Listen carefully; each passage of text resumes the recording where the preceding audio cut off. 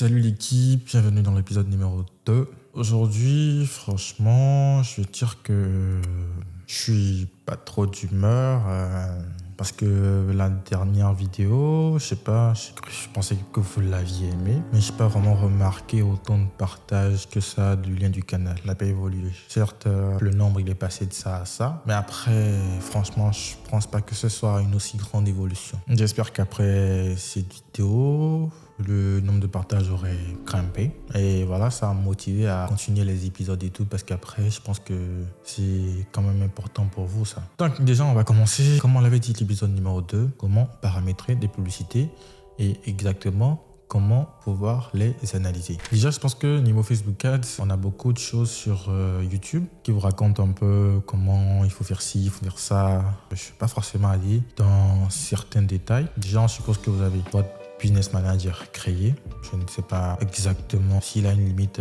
$50, limite de $50 ou s'il est limité. Mais comme on supposait que vous l'aviez déjà. Donc, on va passer sur mon écran vite fait. On va exactement voir comment il faut paramétrer une publicité quand vous voulez effectuer une vente. Donc déjà, je vous épargne le bordel du début qui consiste à relier la boutique au Business Manager tout en utilisant les pixels, machin. Donc, on va supposer que tout ça est déjà fait. Si vous ne savez pas vraiment comment le faire, peut-être rejoindre ma formation, Ecom Elite, vous apprendrez de long en large. Je pense qu'il y a un tas de vidéos aussi sur YouTube qui le montrent tranquillement. Donc déjà, on va y aller. On va passer sur mon écran. Je vais vous montrer vite fait comment paramétrer une petite publicité. Bien sûr, je rappelle, il y a certaines astuces que je vais garder cachées. Vous n'allez pas m'en vouloir. Comme je dis, je fais des coachings, je fais des formations. Donc si je me mets à tout donner ici, je pense que ça ne servira plus à rien. Donc voilà, je vais vous donner quand même le minimum, enfin ce dont vous avez besoin. Donc là, suivez-moi. Donc là, déjà, vous allez voir, je suis dans le gestionnaire de publicité. Donc, suivez juste ce que je fais.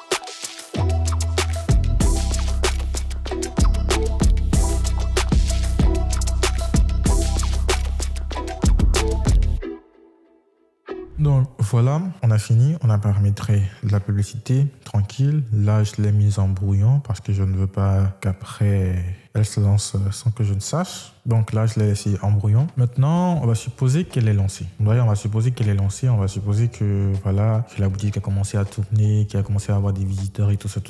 Donc, je vais vous montrer quels sont les différents types d'analyses basiques qu'il faut déjà savoir faire. Là, on est sur du Facebook Ads. Donc, déjà, le CTR, c'est le taux de clic sur votre publicité. Le CPM, c'est le coût par 1000 impressions. impressions. Donc quand on parle de coût par 1000 impressions, ça veut dire que lorsque 1000 personnes ont vu votre publicité, combien ça vous coûte. Quand on parle de taux de clic, ça veut dire combien de personnes cliquent sur votre publicité. Donc déjà, notez que quand vous lancez une publicité, peut-être sur le marché français ou le marché US, généralement le CPM il est élevé. Mais quand vous allez par exemple sur un marché comme la Lituanie, le Portugal ou la Grèce ou encore l'Espagne, voilà, le CPM plutôt, il est généralement bas. S'il est élevé, ça veut dire que c'est anormal et c'est à vous de le corriger. Maintenant, les méthodes pour corriger ça, est-ce que je devrais le dire? Ça va dépendre franchement. Si vous êtes sage, quand je dis sage, c'est-à-dire que si le nombre de partages de cette vidéo évolue et que le nombre de personnes dans le canal Telegram grimpe, parce que de base, on est là pour créer une communauté déjà très bonne. Donc, si on évolue, pourquoi pas? Disons demain,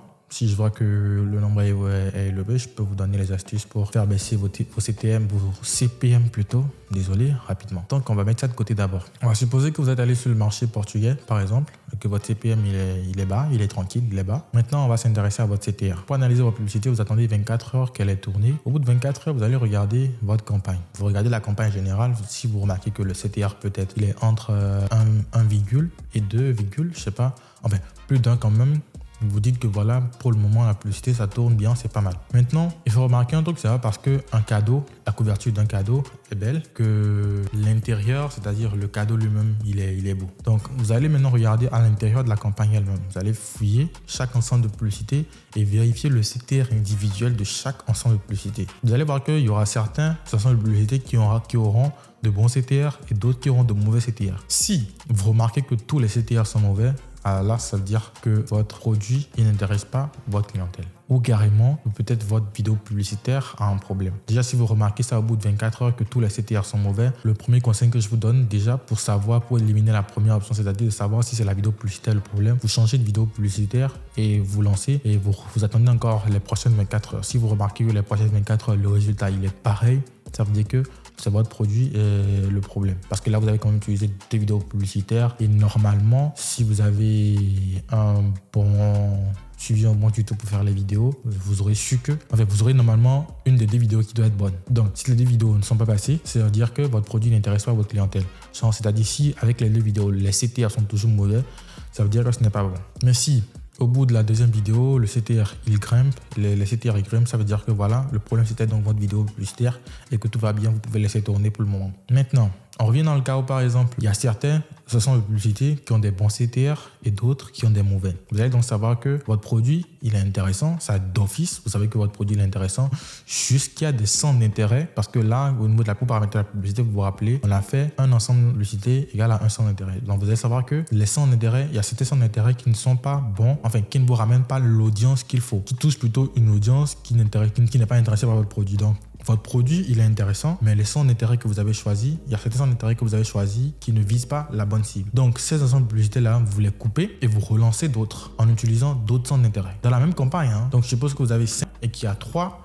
qui ont peut-être un CTR supérieur à 1. Vous les gardez, les autres, vous les supprimez et vous relancez d'autres pour les remplacer avec d'autres centres d'intérêt. Vous laissez donc, une fois que c'est fait, vous allez laisser donc les 3 autres tourner tranquilles, il n'y a pas de problème, vous les observez au fil du long, si c'est toujours aussi linéaire, c'est-à-dire si le CTR il évolue toujours tranquille, vous laissez tourner plutôt, et je pense que normalement ça devrait aboutir à des ventes. Si ça n'aboutit pas à des ventes, ça veut dire que peut-être le problème se trouve maintenant au niveau de votre site. Ce sera à vous de voir comment convertir vos clients. Déjà, un petit secret, une fois que vous voyez qu'il y a beaucoup de trafic sur votre site et qu'il n'y a peut-être pas de vente, ce serait bien d'installer un chat sur la boutique qui va permettre de discuter avec vos clients et de savoir peut-être qu'est-ce qui les bloque, qu'est-ce qui les empêche de faire le paiement, qu'est-ce qui. Donc, vous permettra de savoir exactement c'est quoi le problème. Puisque là, maintenant, vous savez que votre publicité, ça va, ça tourne, les clients, ils viennent, mais au finish, ils ne passent pas d'achat. Donc, vous causez avec eux pour savoir pourquoi, quand vous venez sur la boutique, vous ne passez pas d'achat. Vous n'avez pas à leur poser la question comme ça, Non, bien sûr. C'est un service clientèle, donc logique. Vous écrivez au client, en quoi je peux vous aider, tranquille, il vous dit qu'il a ça, comme problème, et voilà. Vous allez donc savoir pourquoi vos clients exactement n'achètent pas et donc régler le problème en question sur votre site. Donc voilà, niveau publicité, je pense que le secret, il est sorti. Normalement, il ne devrait pas sortir, mais il est sorti quand même. Donc vas-y, je pense que normalement, cet épisode, il est terminé. J'espère que vous aurez appris beaucoup avec moi. Enfin, normalement, vous aurez appris beaucoup. Maintenant, on va passer à l'épisode numéro 3. Vous voulez entendre le titre ? Vous voulez entendre le titre ? Bon. Si vous voulez l'entendre, comme j'ai dit, à la fin de la vidéo, beaucoup de partage, beaucoup de réactions et bien sûr que la communauté s'agrandisse. Dans les prochaines heures, vous aurez dans le canal Telegram c'est quoi le titre du prochain épisode et je vous promets, bon vas-y je vous le dis. D'accord, l'épisode numéro 3 va porter sur le type d'offre marketing que vous devez faire sur vos boutiques pour pouvoir doubler vos ventes. On se dit à la prochaine l'équipe.